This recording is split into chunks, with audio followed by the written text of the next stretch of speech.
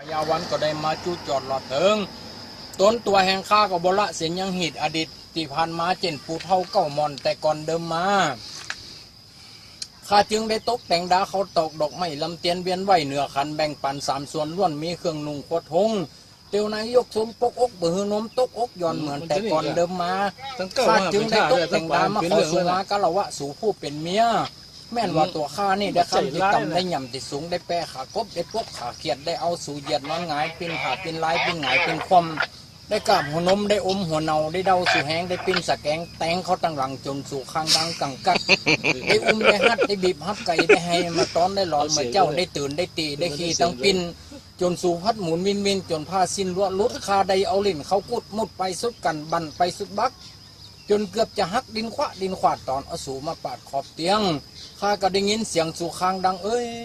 ยข้าก็เลยกลัวเป็นบาปกรรมจึงได้กระทำขอสุมาสู่ในเสียในวันนี้ตั้งแต่ดิลีตื้อ